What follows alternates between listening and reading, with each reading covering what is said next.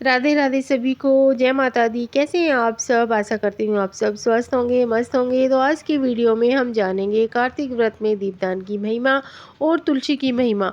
तो पहले हम कार्तिक व्रत में दीपदान की महिमा के बारे में जानते हैं। तो कार्तिक मास में स्त्रियों और पुरुषों ने जन्म से लेकर जो भी पाप किए कर्म किए जाते हैं वह कार्तिक में दीपदान से नष्ट हो जाते हैं। इस विषय में एक बहुत ही प्राचीन कथा का महत्व है।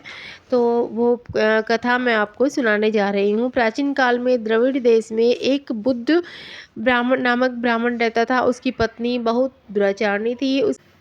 उसके संग दोष से पति की आयु क्षीण होकर वह मृत्यु को प्राप्त हो गया। पति के मर जाने पर भी वह घृणित कर्म में लगी रही। लोक निंदा से उसे तनिक भी लज्जा नहीं आती थी। उसके न तो कोई पुत्र था और न भाई था। वह सदा भिक्षा के अन्न का भोजन करती थी। वह अपने हाथ से बनाए अन्न का बनाए हुए शुद्ध भोजन को भी न खाकर मांगकर लाए गए बासी भोजन को ही ग्रहण करती थी। तीर्थ यात्रा से भी वह सदा दूर रहती थी और उसे कभी मंदिर आदि में जाकर कथा प्रवचन भी नहीं सुना था। एक दिन भ्रमण करता हुआ एक विद्वान ब्राह्मण उसके यहाँ आया। उसका नाम कुत्स था। उस ब्राह्मणे को निंदित कार्यों में लगी देखकर कुत्स ने पूछा, ओ मूढ़ नारी, तू मेरी बात को ध्यान से सुन। यह देह पानी के बुलबुल के समान है। एक दिन इसका नाश होना निश्चित है।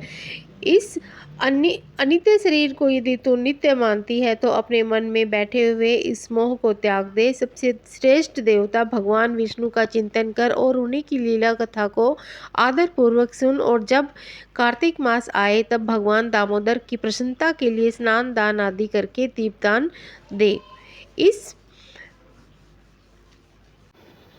तो अपने मन में बैठे हुए इस मोह को त्याग दे। सबसे श्रेष्ठ देवता भगवान विष्णु का चिंतन कर और उन्हीं की लीला कथा को आदर पूर्वक सुन। और जब कार्तिक मास आए तब भगवान दामोदर की प्रसन्नता के लिए स्नान दान आदि करके दीपदान दे। भगवान विष्णु की परिक्रमा करके उन्हें प्रणाम कर। यह व्रत विधवा और सौभाग्यवती सभी स्त्रियों के लिए योग्य है। यह सब पापों की शांति और समस्त उपद्रवों का नाश करने वाला है। तो मेरी बात मानकर निश्चय ही कार्तिक मास में दीपदान करने से भगवान विष्णु की कृपा पालेगी। ऐसा कहकर कुछ ब्राह्मण तो चला गया और वह ब्राह्मणी भी पश्चाताप करती हुई इस निश्चय पर पहुंची कि मैं कार्तिक मास में अवश्य व्रत करूंगी। तदंतर कार्तिक मास आने पर उसने पूरे महीने प्रातः सूर्योदय काल में स्नान और दीपदान किया। कुछ समय के बाद आयु समाप्त होने पर उसकी मृत्यु हुई। वह स्वर्गलोक में गई और समय अनुसार उसकी मुक्ति भी हो गई। कार्तिक व्रत में जो व्यक्ति दीपदान के इस इतिहास को सुनता है और स्वयं भी दीपदान करता है वह अवश्य ही मोक्ष प्राप्त कर लेता है। तो दोस्तों, हम सबको कार्तिक मास में व्रत करना चाहिए, दीपदान करना चाहिए, सुबह स्नान करना चाहिए। जितना हो सके हमें अपनी इच्छा अनुसार दान पुण्य करने चाहिए। तो ये तो थी कार्तिक मास में दीपदान की महिमा। तो आइए अब आगे के वीडियो में हम जानते हैं कि तुलसी की महिमा, कार्तिक मास में तुलसी की क्या महिमा है उसके बारे में जानते हैं। तो ब्रह्मा जी कहते हैं कि कार्तिक मास में जो भक्त प्रातःकाल स्नान करके पवित्र हो कोमल तुलसी दल से भगवान दामोदर की पूजा करते हैं वे निश्चय ही मोक्ष पाते हैं। पूर्व काल में भक्त विष्णुदास भक्ति पूर्वक तुलसी पूजन से शीघ्र ही भगवान के धाम को चला गया और राजा चोल उसकी तुलना में गौण हो गए।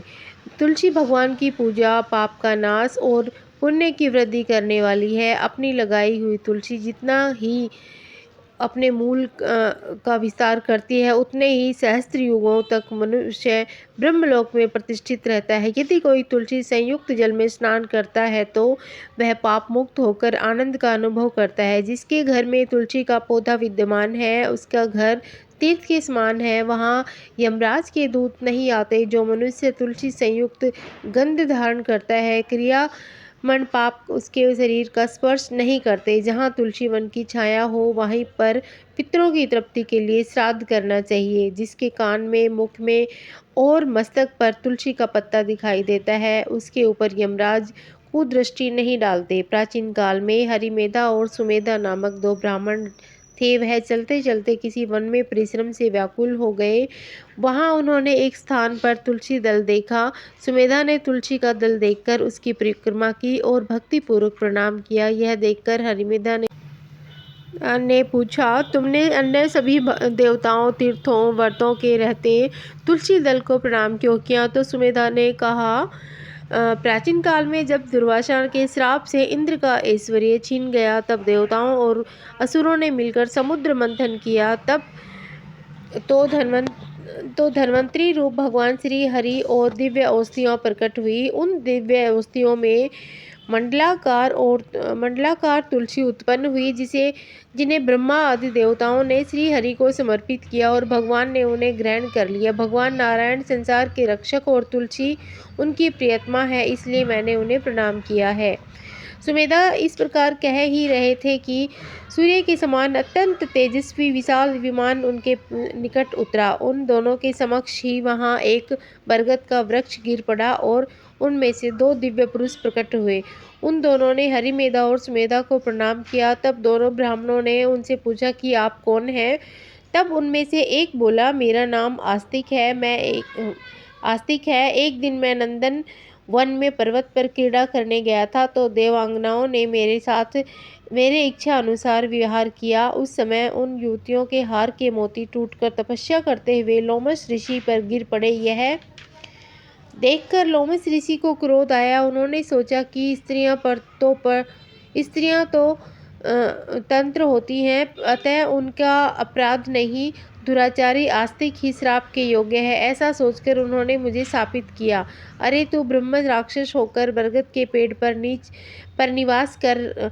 जब मैंने विनती से उन्हें प्रसन्न किया तो उन्होंने श्राप से मुक्ति की विधि सुनिश्चित कर दी कि जब तू किसी ब्राह्मण के मुख से तुलसी दल की महिमा सुनेगा तो तत्काल तुझे उत्तम मोक्ष प्राप्त होगा। इस प्रकार मुक्ति का श्राप पाकर मैं चिरकाल से इस वट वृक्ष पर निवास कर रहा था। आज दैववश आपके दर्शन से मुझे मुक्ति मिल गई। तत्पश्चात वे दोनों श्रेष्ठ ब्राह्मण परस्पर पुण्यमयी तुलसी की प्रशंसा करते हुए तीर्थ यात्रा को चल दिए।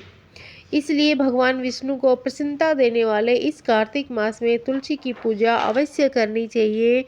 तो दोस्तों, ये थी कार्तिक मास में तुलसी की महिमा और कार्तिक मास में दीपदान की महिमा के बारे में मैंने आपको वीडियो में बताया। आशा करती हूँ आपको वीडियो पसंद आया होगा। अगर आपको वीडियो पसंद आया हो तो प्लीज़ मेरे चैनल को सब्सक्राइब करें, लाइक करें, शेयर करें और कमेंट करें।